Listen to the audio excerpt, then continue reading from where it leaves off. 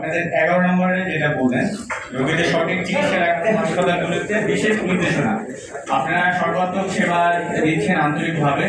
তো গতকালকে একটা প্রোগ্রামে ডক্টর সালাউদ্দিন আহমেদ স্যার, মাননীয় উপদেষ্টা, তিনি একটা তার অভিজ্ঞতা শেয়ার করছেন যে বিশেষ করে সিনিয়র ডক্টর যারা, তারা রোগীদের কথা না তেমন শুনতে চায় না, দ্রুত প্রেসক্রাইব করে দেয়। এই জন্য নর্মালি তিনি জুনিয়র লেভেলে যায়, তার কথা শুনেছে। বিদেশের অভিজ্ঞতা বলছেন যেখানে ডক্টররা সুন্দরভাবে কথা শুনে রয়েছে।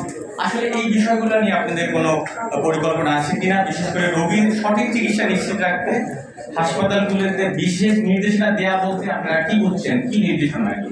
আচ্ছা, যেটা হয়েছে যে ন্যাশনাল ডক্টরস ফোরাম 34 বছর যাবৎ এই জনপদে কাজ করছে।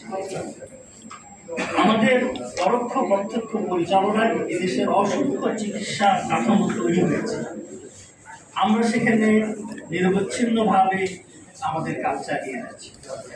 সারা দেশের চিকিৎসকদের আপনারা যে কোশ্চেনটা তুলেছেন, ঠিকমতো সময় দেয় না, রোগীদের পুষ্টির বিষয়টা খেয়াল করা হয় না, খুবই হারি আমরা আমাদের অভিযোগের স্বীকার করছি। এখান থেকে উত্তরণের জন্য আমরা মেডিকেল এথিক্সের উপরে জোর দাবি, জোর প্রচেষ্টা চালাচ্ছি। Bangladesh medical dental council, medical dental কাউন্সিলের নির্দেশনা আছে, সেটাকে সামনে রেখে আমরা গত 2 বছর সিরিজ অফ ওয়ার্কশপ করেছি, আমাদের ইন্টারনাল ওয়ার্কশপ। সেটা করে আমরা মেডিকেল এথিক্সে একটা গ্রিমস তৈরি করেছি, যেটা এই মুহূর্তে আমাদের দেশের চিকিৎসকদের সবচেয়ে জরুরিভাবে বাস্তবায়ন করা দরকার। সেটা আমরা আমাদের চিকিৎসকদের মাঝে ইতিমধ্যেই বিলি করেছি।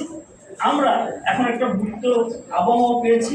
আমরা ইনশাআল্লাহ এদেশের চিকিৎসকদের কাছে তাদের মোটিভেশনের জন্য, জনগণের যেটা দাবি সেটা বোঝানোর জন্য, তাদেরকে সেভাবে তৈরি হওয়ার জন্য আমরা চেষ্টা চালিয়ে যাচ্ছি এবং যাব। কিন্তু এখানে যেটা বলা হয়েছে এটা অন্য কথা। এটা হয়েছে যে এই আপৎকালীন সময়ে, আন্দোলনের সময় যারা আহত হয়ে হসপিটালে এসেছে তাদেরকে যেন ঠিকমতো চিকিৎসা দেওয়া হয়।